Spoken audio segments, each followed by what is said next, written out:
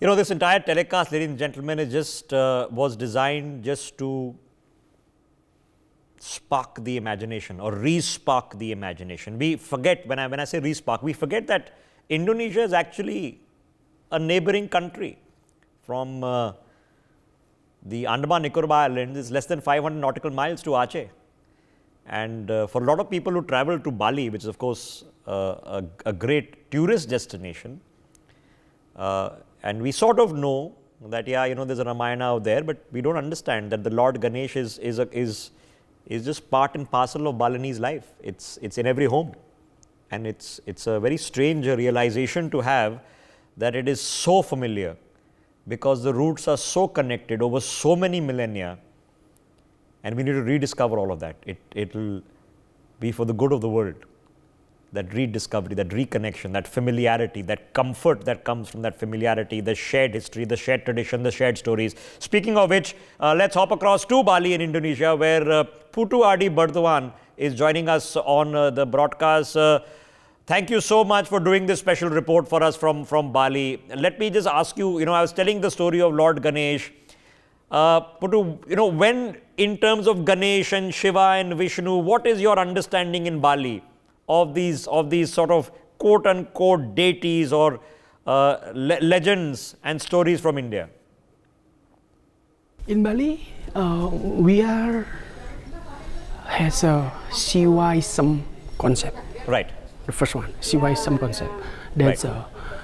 Shiva, Dev, has to be the big Dev in Bali, and then the other Dev has like a breaking down like that, and then the popular Dev in Bali we call Shiva.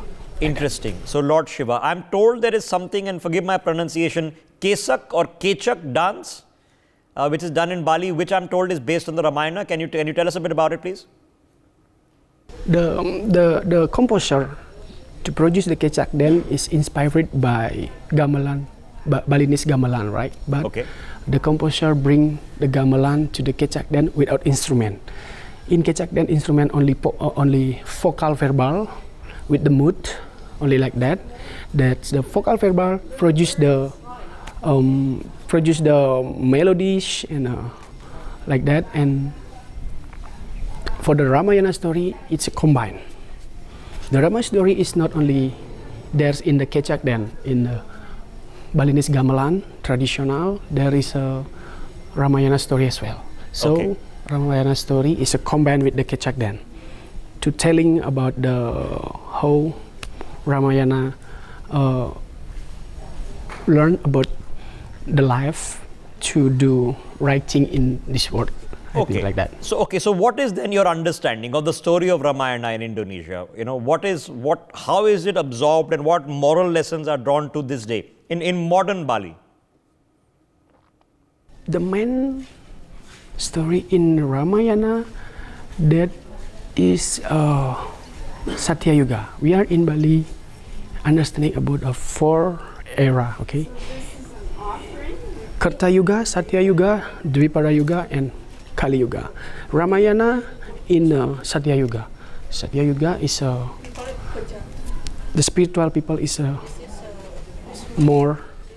many more than not do spiritual. So, but the spiritual is learn about the love, about the respect. The Sita and Rahwana and the Rama is the symbolic. If you are not respect, your attitude like a Rahwana, right?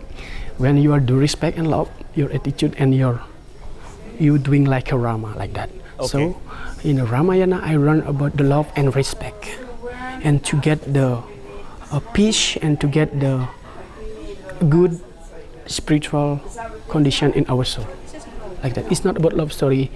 When you say I love you to your girlfriend, it's not like that. That's the learning about the love and respect to humanity. All right. Okay. For more such videos, subscribe to the NewsX YouTube channel, hit the bell icon.